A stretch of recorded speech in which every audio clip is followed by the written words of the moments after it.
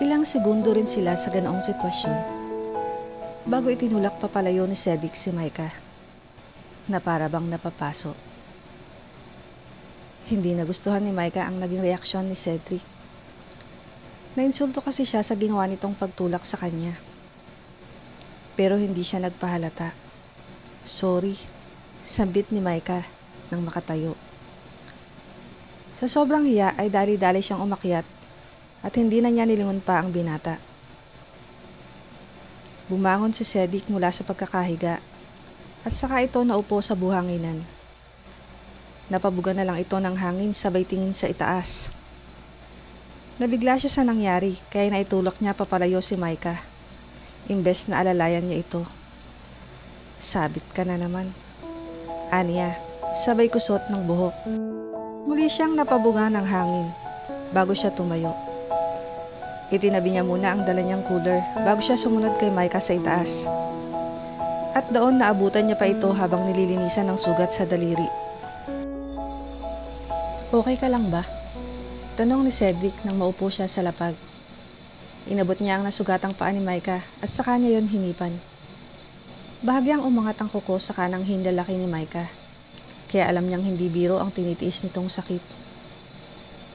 Nagulat na lang si Micah sa ginawang iyon ni Cedric. Taliwas kasi iyon sa naging reaksyon nito kanina, na para bang nangdidiring itinulak siya papalayo. Tinangka niyang bawiin ang paa niya, pero nilakihan lang siya ng mga mata ni Cedric, na para bang nagbabanta. Bahagyang napangiti si Micah. Napawi na ang kaninang sama ng loob niya. Nakatingin lang siya noon kay Cedric habang hinihipan nito ang sugat niya sa paa. Matapos ang ilang segundo, sumulyap ito sa kanya. Masakit pa? Malamlam ang matang tanong nito. Alanganing napangiti si Micah, sabay umiling. Para siyang naaakit sa malambing nitong tinig.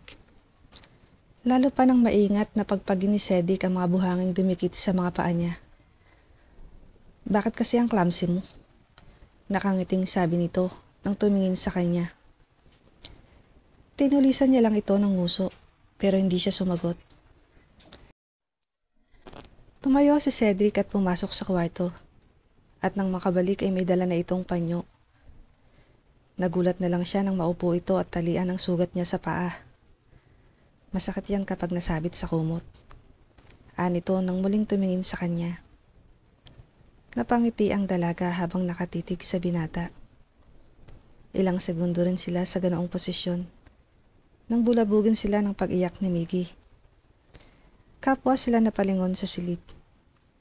Napatayo si Micah, pero naabot ni Cedric ang isang kamay niya. Ako na, anito. Umuhit ang kilabot sa buo niyang katawan, nang maramdaman niya ang init ng palad ni Cedric. Pero hindi niya magawang alisin ang pagkakahawak nito sa kamay niya. Just stay here, anito nang bumitiw sa kanya. Napahawak sa dibdib si Micah, sabay buga ng hangin. Ramdam niya kasi noon ang bilis ng tibok ng puso niya.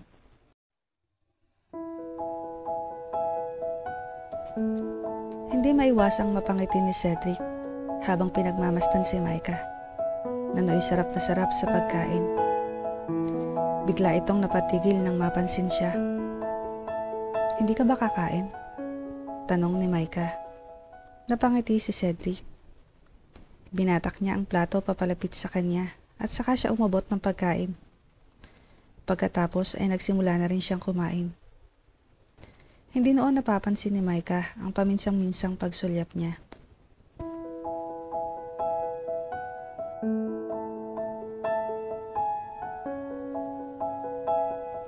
Nang gabing iyon, nag-set up ng tent si Cedric malapit sa dagat at doon sila nagpalipas ng magdamag. Grabe, sobrang naaalala ko rito kung ano tayo dati, ani Micah habang hawak ang bote ng beer. Nakaupo sila noon sa inilatag na kumot ni Cedric. Tanging ang liwanag na nagmumula sa bonfire ang nagsisilbi nilang liwanag. Biglang napasulyap si Cedric sa dalaga. Talaga? Akala ko burado na ako dyan. Kunway sabi ni Cedric sabay turo sa gawing puso ng dalaga.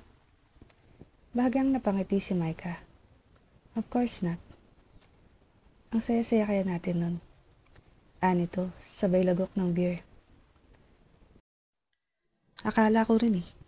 Pero anong nangyari? Bakit bigla ka na lang nawala? Hindi ka na sumama ulit kay Lolo Ben.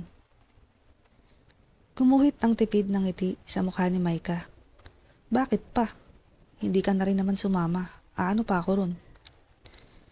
Nagsalubong ang mga kilay ni Cedric. Ikaw kaya yung unang nawala? Anong ako? Ikaw kaya? Inaya ka lang ng Lisa na yon, sumama ka naman. Iniwan mo ko mag-isa doon sa dalawang matanda.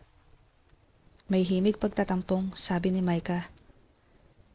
Gumuhit ang pilyong ngiti sa mga labi ni Cedric. So, nagselos ka pala. Ako? Ani Micah, sabay turo sa sarili. Nagselos? Hindi no? Bumalik naman ako agad nun kaso wala ka na. Ang sabi ni Lolo, nagpasundo ka na raw sa driver.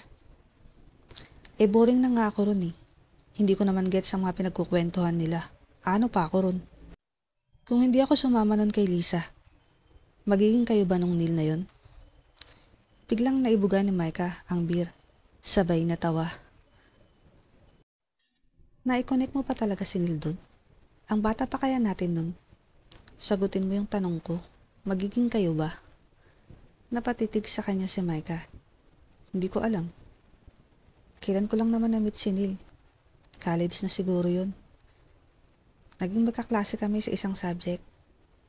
Irregular kasi siya. Minahal mo ba talaga siya? Seryoso ang mukhang tanong ni Cedric. Tumungga ng beer si Micah, sabay umiling. Ewan ko. Basta ang alam ko, naghil ako dahil sa kanya. Alam mo yung pakiramdam na itinapon ka ng taong mahal mo, tapos bigla eto si Neil. Nagpakita ng sobra-sobrang atensyon sa akin. Making me feels na pwede rin pala akong piliin. Pwede rin pala akong mahalin. Bakit? Sino ba yung tao na nagtapon sa'yo? Bahagyang natawa si Micah. Nagtatanong ka pa talaga? Hindi mo alam? Kunot ang noong umiling si Cedric. Seryoso, sino ba yon? Ikaw? Natatawang sagot ni Micah. Napaawang ang mga labi ni Cedric. Ako? Paanong ako? Ikaw yung nang iwan sa akin, di ba? Matagal kitang hinintay. Mula pa nung araw na sumama ka sa Lisa na yun. Umasa ako na hanapin mo ko. Susuyuin gaya ng lagi mong ginagawa. Pero hindi mo ko hinanap. Hindi mo rin ako pinuntahan sa bahay. Anong hindi? Pinuntahan kita. Hindi ba nila sinabi sa'yo?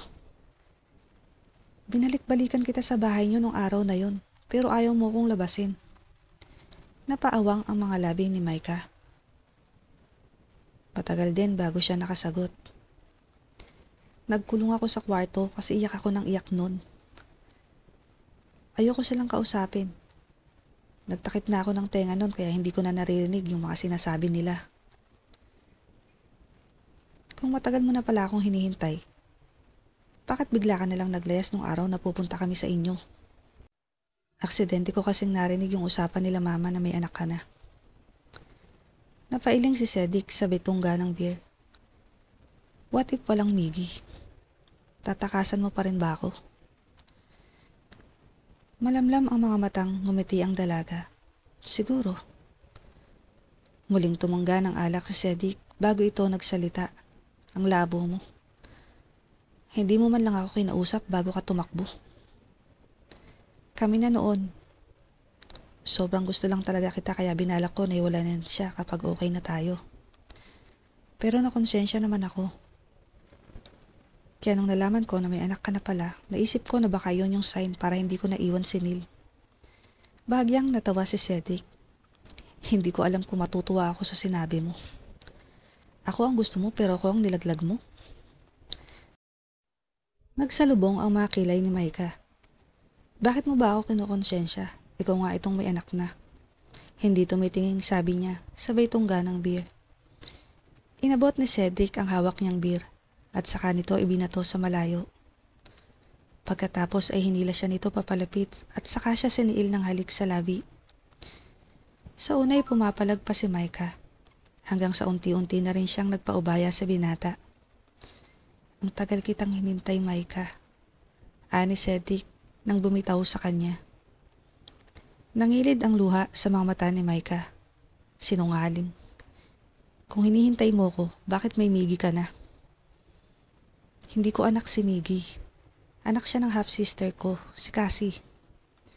Napaawang ang mga labi ni Micah. May kapatid ka? Oo, sa ama. Nasaan siya? Wala na siya. Namatay siya nung ipinapanganak si Miggy. Bakit ayaw mo raw na pinag-uusapan siya? Ayoko na kasing maalala ang lahat.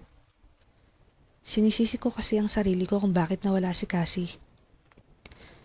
Tinatawagan niya kasi ako nung araw ng mga anak siya. Pero hindi ko nasagot yung mga tawag niya. Busy kasi ako noon sa opisina. Nasa ospital na siya nang makita ko ang mga messages at miss call niya.